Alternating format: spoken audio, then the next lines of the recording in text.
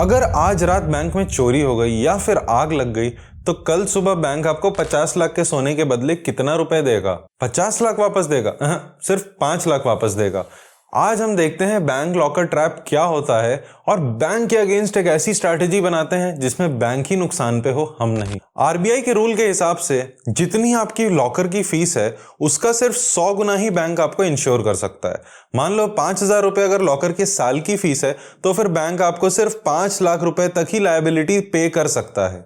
और इसी केस में अगर आपके पास 50 लाख का सोना पड़ा है बैंक में तो सिर्फ 5 लाख रुपए ही पे करेगा और 45 लाख का आपका सीधा नुकसान। इस पूरे प्रॉब्लम का सॉल्यूशन बहुत सिंपल है, बैंक के अगेंस्ट एक ऐसी स्ट्रैटेजी बनाना जिसमें बैंक खुद ही फंसे। अब सीधा वो 50 लाख का सोना उठाओ, बैंक के पास जाओ और उसको एज अ कोलैटरल रख दो और उसके अगेंस्ट 10,000 रुपए का एक मिनिमम लोन ले लो। इस 10,000 रुपए के लोन पे 10% भी अगर इंटरेस्ट है तो फिर 1,000 रुपए आपके साल के खर्चे हुए।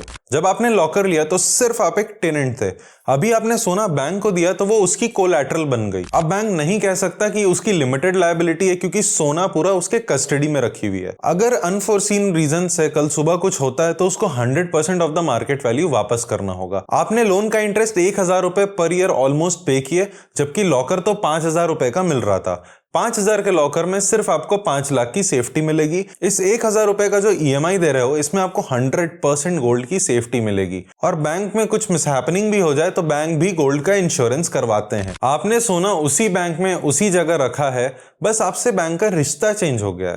पहले आप टेनेंट थे यानी किराएदार थे और अब आप बोरोवर बन गए हो यानी कर्जदार बन गए हो। तो स्मार्टली सोचो और फिर एक्शन लो।